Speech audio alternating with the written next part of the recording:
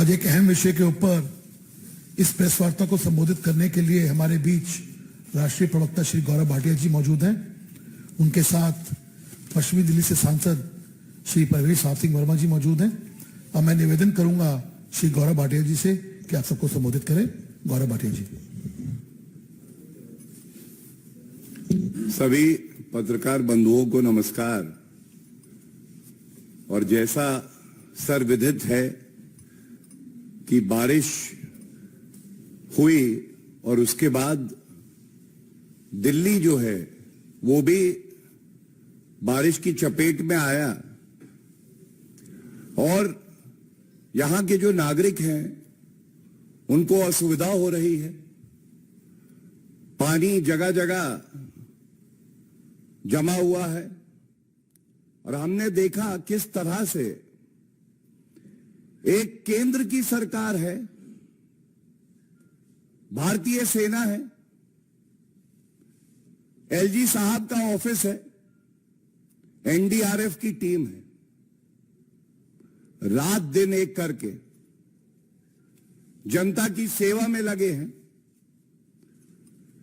बताया जा रहा है कि एनडीआरएफ की 18 टीमें आज जगह जगह दिल्ली के नागरिकों को रेस्क्यू ऑपरेशन चलाकर सुरक्षित कर रही है, सुनिश्चित कर रही है कि वो अगर कहीं भी फंसे हैं तो उनको यथाशीघ्र निकाला जाए। इंडियन आर्मी वो काम कर रही है जो एक चुनी हुई दिल्ली की सरकार को एक निठल्ले, भ्रष्टाचारी, धोखेबाज मुख्यमंत्री अरविंद केजरीवाल को करना था। और मैं भारतीय जनता पार्टी की तरफ से धन्यवाद करना चाहूंगा भारतीय सेना को, एनडीआरएफ की टीम को, तमाम ऐसे नागरिक हैं जो लोग अपनी जिम्मेदारी का निर्वहन कर रहे हैं। एक तरफ केंद्र सरकार का यह निश्चय है कि हम जनता के साथ खड़े हैं और उचित कार्रवाई करेंगे। दूसरी तरफ पूरा भारत जान गया अरविंद केजरीवाल घोटालेबाज है। अब यह भी सामने आ गया है कि ये बड़े बहानेबाज हैं। बहानेबाज क्यों कहा जा रहा है ये समझने की आवश्यकता है। बहुत दुख होता है कि अगर एलजी साहब अपना काम कर रहे हैं, केंद्र की सरकार के साथ समन्वय बैठा रहे हैं, अरविंद केजरीवाल की उपस्थिति में अरविंद केजरीवाल सरकार के मंत्री ही दोषारोपण करते हैं और एनडीआरएफ को भी नहीं बख्शते हैं और अरविंद केजरीवाल चुप रहते हैं। आज ये पूछा जाएगा, अरविंद केजरीवाल जी, आप जब कोविड महामारी ने पूरे भारत को और विश्व को अपनी चपेट में लिया और दिल्ली में नागरिक ऑक्सीजन सिलेंडर मांग रहे थे, अस्पताल में बेड की सुविधा हो, यह सुनिश्चित आपको करना था।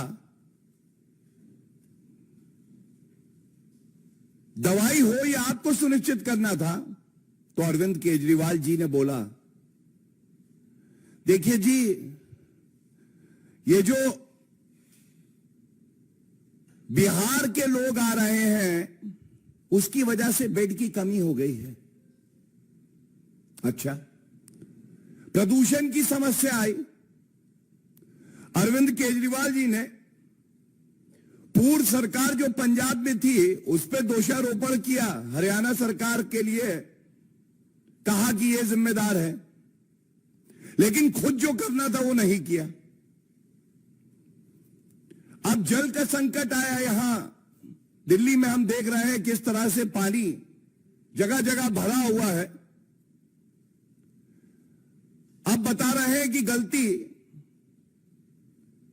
हरियाणा की सरकार की है, और यह दुख होता है कि उनके मंत्री जिनको अभी कार्य करना है वो कह रहे हैं षड्यंत्र हो रहा है। षड्यंत्र हो रहा है। भारतीय सेना जो दिन रात जनता की सेवा में लगी है, ये षड्यंत्र कर रही है। एनडीआरएफ षड्यंत्र कर रहा है। केंद्र की सरकार, एलजी साहब जो जनता के लिए खड़े हुए हैं दिन रात सुबह शाम, ये षड्यंत्र कर रहे हैं। और शीश महल में बैठ के जो एयर कंडीशन का आनंद ले रहा है वो मुख्यमंत्री सही है। आपसे अरविंद केजरीवाल जी, ये सवाल जनता पूछ रही है और बड़ी जिम्मेदारी से मैं उनको उठा रहा हूं। पहला सवाल है कि आप इधर उधर की बात ना करिए। पिछले 9 साल में 6800 करोड़ रुपए खर्च हुए यमुना को साफ करने के लिए। ये जो डीसिल्टिंग का काम है, इरिगेशन डिपार्टमेंट के तत्वाधान में आता है। कृपया करके ये बताइए, 9 साल में आप यमुना की डीसिल्टिंग क्यों नहीं कर पाए? पहला सवाल है आपके लिए। और आप इसलिए नहीं कर पाए क्योंकि आपको जो शराब के ठेकेदार थे उनके साथ बैठक करनी थी, शराब का घोटाला करना था। आपको शीश महल बनाना था, जनता की गाड़ी कमाई से भ्रष्टाचार का महल खड़ा करना था। कोविड की महामारी में आप छुप गए, दुबक गए। अगर कोई अपनी जिम्मेदारी का निर्वहन कर रहा था तो वो केंद्र की सरकार थी जिसने ये सुनिश्चित किया कि नागरिकों को दवाई मिले, बेड हो, ऑक्सीजन के प्लांट लगे। आप कहीं नहीं दिखाई दिए। और जब बात आई प्रदूषण की, और याद करिएगा कि पिछले साल भी एमसीडी चुनाव से पूर्व भारतीय जनता पार्टी ने यह मुद्दा उठाया कि डीसिल्टिंग नहीं हो रही है, और आपसे पूछा कि डीसिल्टिंग क्यों नहीं हो रही है। इससे बाढ़ आने का खतरा है। आपने उसका संज्ञान भी नहीं लिया। आज प्रदेश की सरकार आपकी डीजेबी, दिल्ली जल बोर्ड आपका, एमसीडी आपका, और उसके बाद भी दोषारोपण दूसरे पे। ऐसा क्यों है? दूसरा सवाल जो आपसे पूछा जाएगा, यह बात तमाम प्लेटफॉर्म पे उठाई गई है। 9 साल की निकम्मी, निठल्ली, भ्रष्टाचारी अरविंद केजरीवाल की सरकार, आपने जो ड्रेनेज का प्लान देना था यह जमा क्यों नहीं किया? क्या आपको नहीं लगता कि अगर पहले वर्ष ही जो बात अपने मैनिफेस्टो में आपने कही थी उसको पूरा करके ड्रेनेज प्लान दे देते तो ये संकट जो आज हम दिल्ली में देख रहे हैं ये नहीं आता? ये दूसरा सवाल है। और तीसरा सवाल बड़ा अहम है। फिर से वही दोषारोपण, बहानेबाजी। कह रहे हैं 3.5 लाख क्यूसेक जो पानी छोड़ा गया, इससे बाढ़ आ गई। तो यह सवाल आपसे पूछा जाएगा, और ये आंकड़े मैं रख रहा हूं, दुरुस्त कर लीजिएगा। 2013 और 2019 8 लाख क्यूसेक पानी छोड़ा गया। 8 लाख। बाढ़ नहीं आई। बाढ़ इसलिए आई है क्योंकि दिल्ली के जो मुख्यमंत्री हैं उनकी प्राथमिकता कार्य करना नहीं है केवल और केवल बहानेबाजी करना। प्रदूषण के लिए पूर्व की पंजाब सरकार, हरियाणा सरकार, अस्पताल में बेड नहीं कोविड की महामारी में, तो बिहार की जनता आ जाती है। इसलिए कोविड के समय में जो मैनेजमेंट दिल्ली सरकार को करना था वो ध्वस्त हो गया, तो उसके लिए उत्तर प्रदेश के मजदूर जिम्मेदार। और अब अगर बाढ़ का संकट आ रखा है तो उसके लिए केंद्र सरकार और हरियाणा की सरकार। अरे अरविंद केजरीवाल जी, आप मुख्यमंत्री बने किस लिए हैं, यह सवाल तो पूछा जाएगा। ये जो सारे तथ्य आपके समक्ष रखे हैं, इसके साथ यह आपके साथ साझा करना भी बड़ा आवश्यक है कि 13 जुलाई को जब ये बाढ़ का संकट आया तो पहली बार अरविंद केजरीवाल जी अपने शीश महल से निकले। इससे पहले आपके पास समय क्यों नहीं था अरविंद केजरीवाल जी? क्या आप पहले नहीं निकल सकते थे? संज्ञान लेते, कार्य करते, कुछ ठोस निर्णय लेते। शराब नीति लाने में तो आपने बड़ी जल्दबाजी करी थी। यहां आपने 8-9 साल बीत गए और ड्रेनेज प्लान भी नहीं बनाया। दूसरा,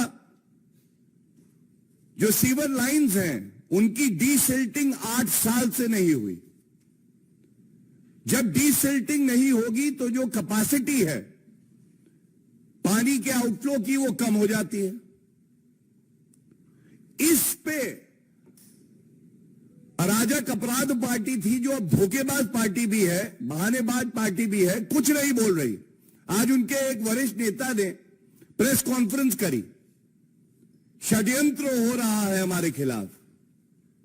ये जो तथ्य हम उठा रहे हैं, इस पे अरविंद केजरीवाल जी एक शब्द बोलेंगे। तीसरी बात, जितने भी ड्रेन्स हैं इनकी डीसिल्टिंग 15 जून से पहले हो जानी चाहिए। मॉनसून आए उससे पहले सफाई हो जाए। इस साल भी नहीं हुई। यह पूछा नहीं जाएगा क्यों नहीं हुई, इसका कोई उत्तर नहीं दिया अभी तक। ये जो तथ्य सामने रखे, ये इसलिए रखे कि एक तरफ जैसे मैंने बताया कर्तव्य परायण हमारी सेना, एनडीआरएफ की टीम, भारतीय जनता पार्टी और एनडीए की केंद्र की सरकार, एलजी का दफ्तर, सब लगे हुए हैं, प्रयास कर रहे हैं कि जनता को राहत मिले। कोई दोषारोपण नहीं कर रहा। अरविंद केजरीवाल जी निठल्लेपन का पर्याय है, ये बात बाद में उठाएंगे। लेकिन दुख होता है कि जब एक सर्वे चल रहा है और एलजी की उपस्थिति में, केजरीवाल की उपस्थिति में उनका मंत्री एनडीआरएफ पे दोषारोपण करे और ये ना बताए कि किस तरह से एनडीआरएफ रात दिन काम कर रही है। और एनडीआरएफ का काम डीसिल्टिंग नहीं है अरविंद केजरीवाल जी। एनडीआरएफ का काम यह नहीं है कि 15 जून से पहले सफाई हो जाए। यह काम एक चुनी हुई सरकार अरविंद केजरीवाल का था। एनडीआरएफ का काम है अगर कोई नागरिक फंसा है तो उसको रेस्क्यू करना, रिलीफ ऑपरेशन को जमीन पर, धरातल पर उतारना, और वो एनडीआरएफ कर रही है और हमें इस बात पे गर्व है। मैं अंत इतना ही कह के करूंगा, एक ट्वीट जो है यह अरविंद केजरीवाल का वक्तव्य आम आदमी पार्टी के ट्विटर हैंडल से किया गया है। यह तारीख है 14/7/23, कल ही का है, पुराना नहीं है। और इसमें ये खुद मान रहे हैं यहां आईटीओ में ड्रेन में ब्रीच की वजह से तो राजघाट पर नाले से पानी के बैकफ्लो के कारण पानी भरा है, बैकफ्लो के कारण। अपनी विफलता का कबूलनामा, अच्छा होता ट्वीट ये बताता कि डीसिल्टिंग क्यों नहीं हुई और बैकफ्लो क्यों हो रहा है, बल्कि प्रमाण दे रहे हैं अपने निठल्लेपन का, अपनी जो ये घूसखोरी करते हैं, घोटाला करते हैं उसका। और मैं इतना ही कहूंगा, अगले कुछ दिन भारतीय जनता पार्टी, तमाम एजेंसियां प्रतिबद्ध है कि नागरिकों की सेवा करें, उनको रेस्क्यू करें, और हम सभी ठोस कदम उठा रहे हैं। एक निठल्ले धोखेबाज मुख्यमंत्री को तय करना है कि इस संकट की घड़ी में वो जनता की सेवा करना चाहते हैं या ओछी, हल्की, घटिया, निंदनीय राजनीति करना चाहते हैं। धन्यवाद। धन्यवाद। अब मैं निवेदन करूंगा पश्चिमी दिल्ली से सांसद श्री परवेश साहब सिंह जी से कि आप सबको संबोधित करें। परवेश जी।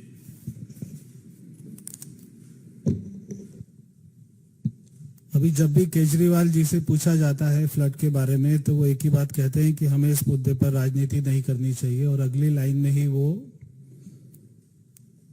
इसका दोषारोपण करने चाहते हैं हरियाणा सरकार को, अथनी कुंड को, या और अपना नरेंद्र मोदी जी को, एलजी साहब को। तो ये बहुत ही दुर्भाग्य की बात है कि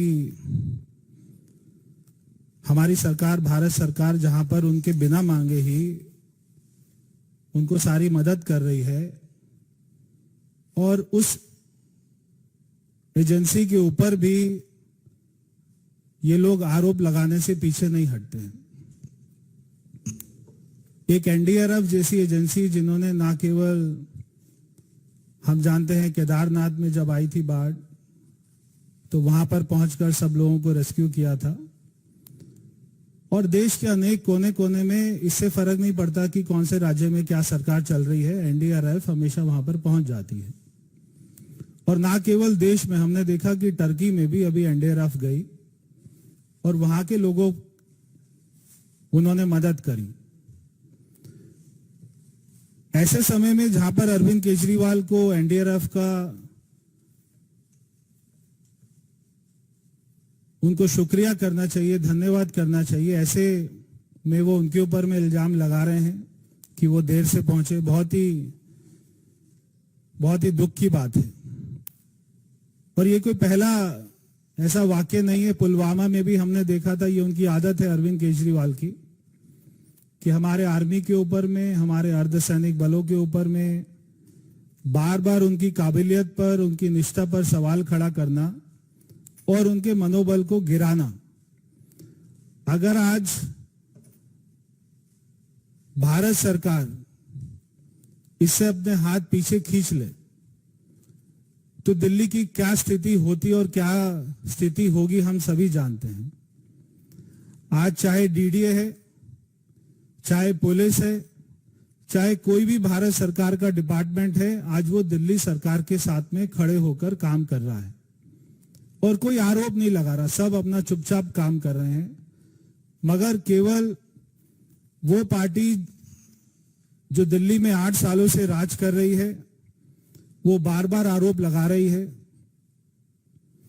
मैं अरविंद केजरीवाल से कहना चाहता हूं कि आप बार बार प्रेस कॉन्फ्रेंस कर रहे हैं। मैं आपको चैलेंज करता हूं, केवल एक प्रेस कॉन्फ्रेंस करके ये बता दीजिए कि आपको 8 साल हो गए मुख्यमंत्री बने हुए, 8.5 साल हो गए, कि आपने दिल्ली के ऊपर में, फ्लड के ऊपर में, यमुना के ऊपर में, बारिश के ऊपर में और ऐसी स्थिति के ऊपर में कितनी बार बैठकें करी। केवल उसका ब्यौरा दिल्ली की जनता को बता दें तो आपकी बहुत ज्यादा मेहरबानी होगी। तो उसका जवाब होगा 0 बैठक करी। एक भी बैठक दिल्ली के मुख्यमंत्री ने ऐसी स्थिति को कंट्रोल करने के लिए नहीं करी, एक भी सिंगल बैठक। और ये जो बार बार हथनी कुंड पर आरोप लगाते हैं कि वहां के दरवाजे बंद क्यों नहीं कर देते, वहां से क्यों पानी छोड़ा जा रहा है, अभी गौरव जी ने बताया 23 मई को, इसी साल में 23 मई को बैठक हुई थी जिसमें दिल्ली सरकार के भी इंजीनियर लोग वहां पर मौजूद थे, कोई बड़े अधिकारी नहीं थे, इंजीनियर लोग मौजूद थे। और वहां पर भी उन्होंने दिल्ली का पक्ष नहीं रखा, वहां पर भी ऐसी स्थिति का पक्ष रखा तो हरियाणा ने रखा। उन्होंने 70,000 की उसको बढ़ाकर 1 लाख किया कि अगर 1 लाख हो जाए तब पानी छोड़ा जाए। तो वहां पर भी ये तय हुआ था कि दिल्ली वाला जो ईस्टर्न अपना कैनाल है उससे कितना पानी छोड़ा जाएगा, वेस्टर्न चैनल से कितना पानी छोड़ा जाएगा।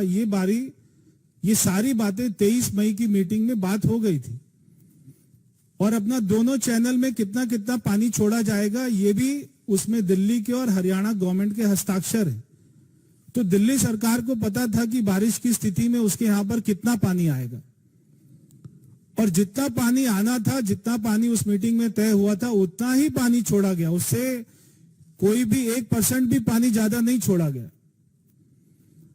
और हथिनी कुंड पे ये सिस्टम ऑटोमेटिक है कि जब वहां पे 1 लाख क्यूबिक मीटर पानी हो जाएगा तो वहां के दरवाजे ऑटोमेटिक बंद हो जाएंगे, कोई उसको मैनुअल नहीं कर सकता, वहां सारा सिस्टम ऑटोमेटिक है।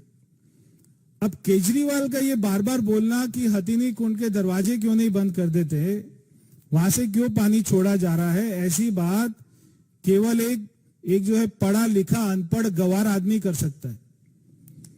अगर पानी रोक लिया तो सारे दरवाजों को तोड़कर, सारे बैराज को तोड़कर पानी सारा ऐसे अपना गति से आएगा, क्योंकि जो उसकी कैपेसिटी उससे ज्यादा पानी नहीं रोक सकते, वो कोई डैम नहीं है, वो बैराज है।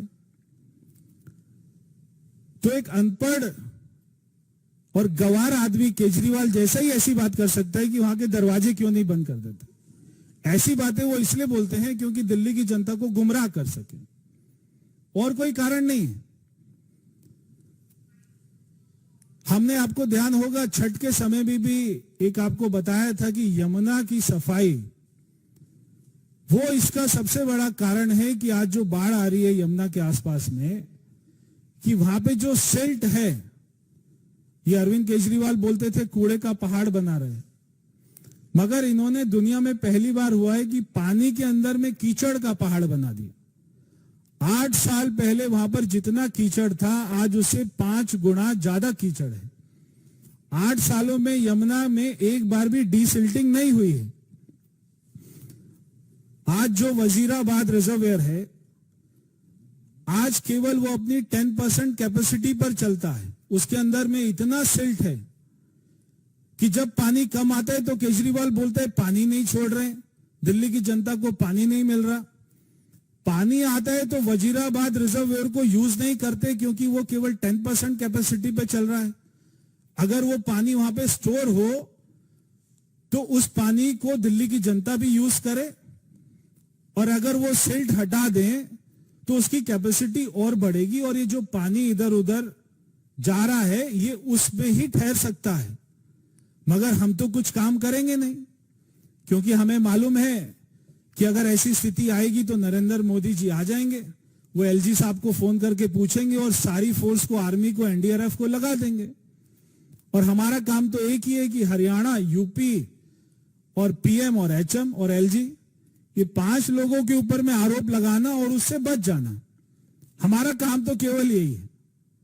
तो आपने 8 साल में ड्रेनेज सिस्टम की रिपोर्ट जो 2018 में बनी थी, और हाई कोर्ट ने भी आपको कहा कि अभी तक काम क्यों नहीं हो रहा, तो आपसे हाई कोर्ट ने जब पूछा कितना काम हुआ ड्रेनेज पर, तो आपने कहा 0% काम हुआ हाई कोर्ट में।